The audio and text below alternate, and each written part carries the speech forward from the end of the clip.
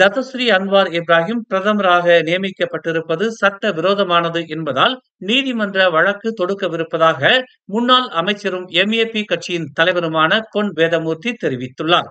சிறை தண்டனை பெற்ற ஒருவர் 5 ஆண்டுகளுக்கு தேர்தலில் போட்டியிட முடியாது என்கிற கூட்டரசு அரசியலமைப்பு சட்டத்தை அன்வார் மீறி இருப்பதாக வேதமூர்த்தி குற்றம் சாட்டினார். 2018 அரச மன்னிப்பை பெற்றதும் அன்வார் போர்டிக்சன் நாடாளுமன்ற தேர்தலில் போட்டியிட்டது செல்லாது என்றும், அதன் பின்னர் 2022 தம்பூன் நாடாளுமன்ற தேர்தலில் போட்டியிட்டு பிரதமர் ஆனதும் கூட்டரசு அரசியலமைப்பு சட்டத்திற்கு எதிரானது என்பதால் அன்வாரை பிரதமர் பதவியிலிருந்து நீக்க உயர்நீதிமன்றம் உத்தரவிட வேண்டும் என்று வேதமூர்த்தி கூறினார். 2018 மே 16ஆம் தேதி மாட்சிமை தங்கிய மாமன்னர் அன்வாருக்கு பொது மன்னிப்பை மட்டுமே வழங்கினார். அன்வார் தேர்தலில் போட்டியிடலாம் என்றும், தேர்தலில் போட்டியிடுவதற்கான தடை விலக்கு குறித்தும் எந்த ஒரு குறிப்பும் இல்லை என்று வேதமூர்த்தி கூறினார். அன்வாரின் விடுதலை மாமன்னரின் பொது மன்னிப்பை சார்ந்தது. ஆனால் சிறை தண்டனை பெற்றவர் 5 ஆண்டுகள் தேர்தலில் போட்டியிட முடியாது என்கிற சட்டத்தை அன்வார் மீறி இருப்பதாக வேதமூர்த்தி கூறினார். 2022 அன்வார் பிரதமராக பொறுப்பேற்ற காலத்தில் தடை அமலில் இருந்ததை அன்வார் மறைத்திருப்பதாக வேதமூர்த்தி குற்றம் சாட்டினார். 2022 நவம்பர் 24 பக்கத்தான் பரிசான் ஜிபிஎஸ் ஜிஆர்எஸ் வாரிசான் கட்சிகளின் ஆதரவுடன் அன்வார் பிரதமராக பொறுப்பேற்றார் என்பது குறிப்பிடத்தக்கது. அன்வார் தேர்தலில் போட்டியிட தகுதியற்றவர் என்று வேதமூர்த்தி தொடுத்திருக்கும் நீதிமன்ற வழக்கின் பின்னணியில் பெர்சாத்து கட்சி இருப்பதாக பாங்கி நாடாளுமன்ற உறுப்பினர் சரத்ஜான் ஜோஹான் தெரிவித்துள்ளார். 2018 அன்வாருக்கு பொது மன்னிப்பு வழங்கப்பட்ட போது இந்த வேதமூர்த்தி அமைச்சரவையில் இருந்தார். தேர்தலை எதிர்நோக்காத வேதமூர்த்தி மகாதீரால் செனட்டர் பொறுப்பு வழங்கப்பட்டு அமைச்சர் பதவி ஏற்றார். 2018 போர்டிக்சன் நாடாளுமன்ற தேர்தலில் அன்வார் போட்டியிட்ட போது வேதமூர்த்தி இது குறித்து வாயை திறக்கவில்லை.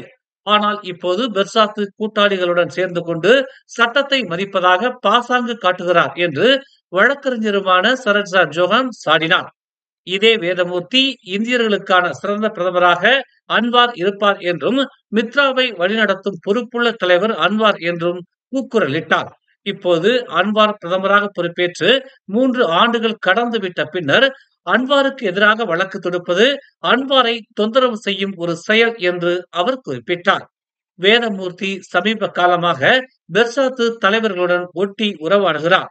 பெர்சாத்துவிற்கு தனது விசுவாசத்தை காண்பிக்க அன்வாரை எதிர்க்கிறார். உண்மையில் நாட்டின் சட்டத்தின் மீது அக்கறையுள்ளவர் அன்வார் சட்டத்தை மீறி தேர்தலில் போட்டியிடுகிறார் என்றால் 2018 அவர் அமைச்சராக இருந்த போதே இதை எதிர்த்திருக்க வேண்டும். வேதமூர்த்தி அப்போது அமைச்சர் எனும் அதிகாரத்தில் இருந்தார். அதிகாரம் அவரை தடுத்ததா? அப்படியும் இல்லை என்றாலும் 2022 நாடாளுமன்றம் கலைக்கப்படும் வரையில் இந்த வேதமூர்த்தி வாயை திறக்கவில்லை. வேதமூர்த்தியிடம் உண்மையும் இல்லை, நியாயமும் இல்லை என்று சரத்ஜான் ஜோஹான் கடுமையாக சாடினார். இன்று காலை 8:30 மணி அளவில் நீதிமன்றத்திற்கு முன்னாள் பிரதமர் நஜீப் ரசாக் வந்தபோது நஜீப்பின் ஆதரவாளர்கள் அவரை வரவேற்றனர். காலை 6 மணிக்கே அவர்கள் கூடியிருந்தனர். சட்டத்துறை முன்னாள் அமைச்சர் சையத் இப்ராஹிம், அம்னோ பொதுச் செயலாளர் அஸ்ராப் பஜ்ரி டுசோக்கி, இளைஞர் பிரிவு தலைவர் டாக்டர் அக்மால் சலே மற்றும் உச்சமன்ற உறுப்பினர் மார்சித் காலித் உள்ளிட்ட பல அரசியல் பிரமுகர்களும் இதில் கலந்து கொண்டனர். முன்னாள் மாமன்னரின் வீட்டுக்காவல் ஆணையை அமல்படுத்துவதை நோக்கமாக கொண்ட நீதி மறு ஆய்வு நடவடிக்கைகளை தொடர நஜீப்பிற்கு வழங்கப்பட்ட அனுமதியை எதிர்த்து சட்டத்துறை அலுவலகம் மேல்முறையீடு செய்யலாமா என்பது குறித்து கூட்டரசு நீதிமன்றம் இன்று தனது முடிவை வெளியிட உள்ளது. மலாயா தலைமை நீதிபதி ஹஸ்னா ஹஷீம் தலைமையிலான கூட்டரசு நீதிமன்ற நீதிபதிகள் ஜஃபாரியா யூசுப் மற்றும் ஹனீஃபா ஃபரிகுல்லா ஆகியோர் அடங்கிய 3 பேர் கொண்ட அமர்வு தீர்ப்பை வழங்கும் என்று தெரிவிக்கப்பட்டுள்ளது. நேற்று காலை யோங் பெங்கின் பாரிட் யானியில் உள்ள ஒரு நீர்த்தேக்கத்தில் 4 நண்பர்களுடன் நீந்திக் கொண்டிருந்த 13 வயது சிறுவன் நீரில் மூழ்கி பரிதாபமாக இறந்தான்.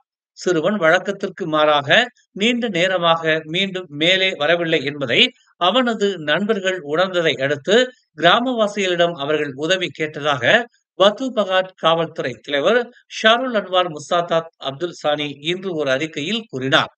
கிராமவாசிகள் பள்ளமான அந்த நீர்த்தேக்கத்தின் அடிப்பகுதியில் மயக்கமடைந்த 15 வயது ஆடவரை கண்டதாகவும், ஆனால் அவரை உயிர்ப்பிக்கும் முயற்சிகள் தோல்வி அடைந்ததாகவும் அவர் கூறினார்.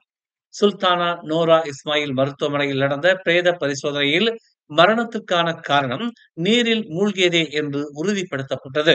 போலீசார் இந்த வழக்கை திடீர் மரணம் என வகைப்படுத்தியுள்ளனர். மேலும் செய்திகளை தெரிந்து கொள்ள தமிழ் மலர் நாளிதழை பாருங்கள்.